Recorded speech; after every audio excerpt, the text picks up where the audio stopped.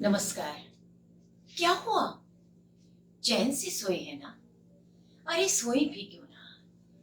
दिन की सुबह की शुरुआत चाय की चुस्कियों के साथ और फिर हाथ में नई नई कुछ खट्टी मीठी खबरें अखबारों के द्वारा प्राप्त होती हैं। और उन कुछ खबरों से हम उदास हो जाते हैं क्षण भर के लिए, और कुछ खबरें हमारे मन में उल्लास जगा जाती हैं।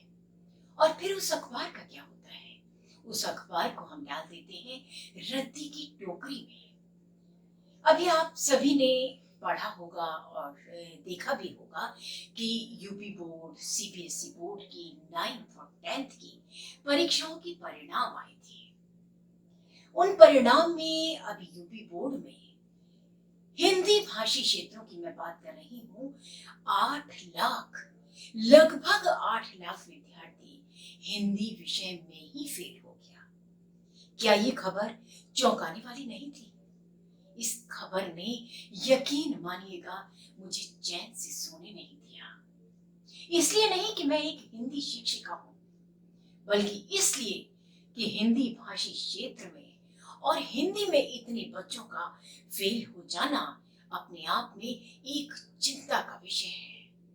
और ये चिंता अकेले मुझे ही नहीं, हर व्यक्ति को होनी चाहिए थी, हर अभिभावक को होनी चाहिए थी, हर टीचर को होनी चाहिए थी। लेकिन सब खामोश। कहीं कोई खबर नहीं, कहीं कोई चिंता नहीं, कहीं किसी बच्चे के मन में दुख का भाव नहीं। बस एक दिन एक खबर आई कि हाँ, 8 लाख बच्चा यूपी बोर्ड की परीक्षा में हिंदी में फेल हो गया। और अगले दिन फिर से वही प्रतिक्रिया, वही दिनचर्या। ये खबरें हमें चिंता में डालती हैं और हमें सोचने पर मजबूर करती हैं कि आखिर कमी रही तो रही कहां? क्या कमी थी जो हिंदी में इतना बच्चा फेल हुआ? इसके पीछे जिम्मेदार हैं आप और हम दोनों जिम्मेदार हैं। अभिभावक भी जिम्मेदार हैं और शिक्षक भी जिम्मेदार हैं। अभिभावक सोचते हैं कि ये सारी जिम्मेदारी स्कूल की है, आखिर शिक्षक ने अच्छे से पढ़ाया नहीं होगा। कभी ये नहीं सोचा कि आखिर बच्चे की नींव उसके घर से होती है। यदि बच्चा उच्चारण गलत कर रहा है तो माता पिता का फर्ज बनता है कि उसे वहीं से टोका जाए, उसे टोक दिया जाए कि ये गलत उच्चारण है, इसका सही उच्चारण करो। क्योंकि अक्सर हम जैसा उच्चारण करते हैं वैसा ही लिखते हैं। स और श का भेद बच्चे तो क्या, अध्यापक तक गलत करते हैं, बहुत सी गलतियां कर डालते हैं। क्या हमें इस विषय में सोचना नहीं चाहिए? अक्सर देखा जाता है, स्कूलों में भी और घर में भी कहा जाता है कि गणित की तैयारी बहुत अच्छे से करो। माता पिता कहते हैं बेटा प्रैक्टिस करो, टीचर कहते हैं बेटा गणित की प्रैक्टिस बहुत अच्छे से होनी चाहिए, इतना कि पेपर आए और आप तुरंत सॉल्व कर दें। और इसके साथ साथ ये भी कहते हैं अरे साइंस पे फोकस करो, साइंस पढ़ना है, गलत ना हो जाए, कहीं मार्क्स नीचे गिर जाएंगे, आपको साइंस पे फोकस करना है। साथ ही साथ आपको एसएसटी भी देखना है और इंग्लिश तो देखना ही है। यानी सब कुछ देखना है और किसे नहीं देखना? हिंदी को नहीं देखना। क्योंकि जब भी बच्चा हिंदी पढ़ने बैठता है तो कोई भी क्यों ना हो, क्या देते हैं, अरे क्या लेके बैठे हो, हिंदी तो हो जाएगी। अरे क्यों हो जाएगी, कैसे हो जाएगी? इतनी आसान नहीं है। यदि इतनी आसान होती हिंदी तो आज ये नौबत ना होती कि हमें देखकर अफसोस होता और मुझे ये वीडियो बनाने के लिए विवश होना पड़ता। मैं मजबूर थी, मुझसे रहा नहीं गया, बेचैनी थी। अब उन अभिभावकों को ये बताने की, उन बच्चों को ये बताने की कि आखिर उनकी कमी रही तो रही कहां? अभिभावकों ने क्या कह दिया? माता पिता ने कह दिया छोड़ो, हिंदी है, हो जाएगी। जब आपने ये कहा कि छोड़ो हिंदी है, हो जाएगी, उस दिन हिंदी ने आपको छोड़ दिया। यकीन मानिए, हिंदी ने उस दिन आपके बच्चे को छोड़ दिया। और फिर बच्चा हिंदी में कम मार्क्स लाया, और कम मार्क्स लाया तो उसकी परसेंटेज अपने आप डाउन होती चली गई। इसलिए स्कूल, माता पिता और हिंदी के जो अध्यापक होते हैं उनके साथ भी यही व्यवहार होता है। सोचा जाता है यार हिंदी है, बहुत आसान है, ये तो कोई भी पढ़ा लेगा, ये तो कोई भी कर लेगा। नहीं, हिंदी जितनी आसान आप समझते हैं उतनी आसान है नहीं। इतनी आसान होती तो ये परिणाम ना होते। बहुत तकलीफ होती है। हिंदी भाषी क्षेत्र और 8 लाख विद्यार्थी फेल, और किसी के चेहरे पर कोई शिकन नहीं, कहीं कोई तकलीफ नहीं। बच्चों, इसके लिए आप सभी को कुछ बातों पर विशेष तौर पर ध्यान देना होगा, और वो बातें मुख्य तौर पे मैं आपको बताना चाहती हूँ।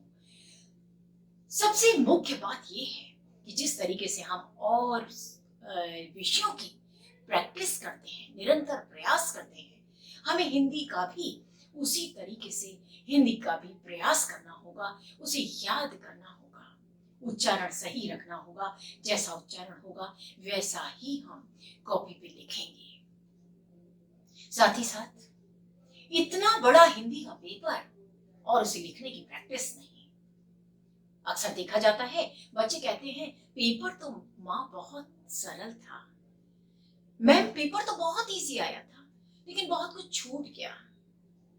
और आज यदि वो बच्चे वीडियो ये देख रहे होंगे तो उन्हें भी ये बात मेरी जरूर क्लिक कर रही होगी कि वाकई यही रहता है, पेपर इजी था लेकिन छूट गया, मैं कर नहीं पाया। क्यों नहीं कर पाए? क्योंकि छोड़ा था। हिंदी छोड़ो हो जाएगी। जब हम लिखने का प्रयास करते हैं, निरंतर लिखते हैं, निबंध लिखने बच्चा बैठता है, लिखता ही चला जाता है, लिखता ही चला जाता है, उसे ये नहीं मालूम कि शब्द सीमा क्या है। ये नहीं कभी कभी सोचने का, ये सोचा कि नहीं, इस दिशा में कभी प्रयास नहीं किया कि कितना लंबा ऐसे लिखना है और कितना समय ले रहा है। अपठित गद्यांश लिखने बैठे हैं तो उसके अंदर आधे घंटे का समय बर्बाद कर दिया बच्चे ने। उसके लिए भी हमें समय देना है। लैंग्वेज के लिए हमें उतना ही समय देना है जितने समय में सारा पेपर हो जाए।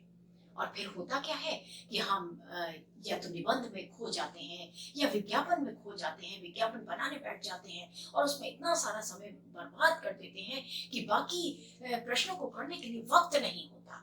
और जब बाकी विषयों को जो शब्द हैं उनको करने के लिए हमारे पास वक्त नहीं होता, तो ऐसी स्थिति में क्या होता है? ऐसी स्थिति में हमारे कुछ प्रश्न छूट जाते हैं, और जब कुछ प्रश्न छूट जाते हैं तो हम टॉप 10 में आ नहीं पाते, क्योंकि सब में 90+। बड़े गर्व के साथ बच्चा कहता है कि साइंस 90+, मैथ्स 90+, इंग्लिश 90+। बहुत अच्छी बात है, सब में 90+ लाइए, लेकिन साथ साथ हिंदी को छोड़ मत दीजिए।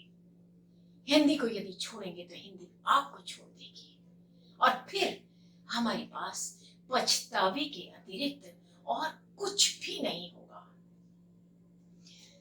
माता पिता का ये फर्ज है कि वो बच्चों के नजरिए को बदलें।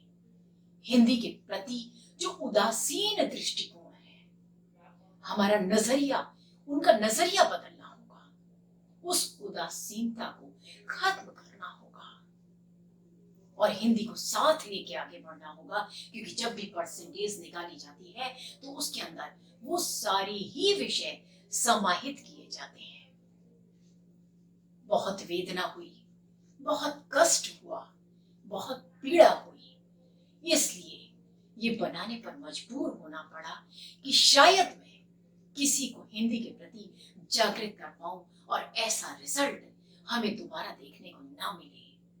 आज मुझे गोपाल सिंह की ये पंक्तियां बहुत ही याद आ रही हैं, स्मरण हो आ रही हैं कि दो वर्तमान को सत्य सरल, सुंदर भविष्य के सपने दो। हिंदी है भारत की बोली, इसे नित्य निरंतर बहने दो, बढ़ने दो इसे सदा आगे। हिंदी जन जन की गंगा है, यह माध्यम उस स्वाधीन देश का, जिसका ध्वज तिरंगा है। सच पूछिए तो हिंदी को जन जन की गंगा जब तक हमने नहीं बनाया, तब तक हम हर बार ऐसे ही परिणामों को हमें झेलना पड़ेगा। इस जन जन की गंगा को जन जन तक पहुंचाने का दायित्व आपका और हमारा है। कोई अध्यापक, कोई स्कूल अकेले कुछ नहीं कर सकता। अभिभावकों को भी मिलकर सहयोग देना होगा, विद्यार्थियों को मिलकर सहयोग करना होगा, तब हम आगे बढ़ पाएंगे और ये जन जन की गंगा जन जन तक पहुंच पाएगी। और तब हमारे रिजल्ट हमारे मन के मुताबिक होंगे और हिंदी को देखकर हर बच्चा मुस्कुरा उठेगा, उस रिजल्ट को देखकर प्रसन्नचित्त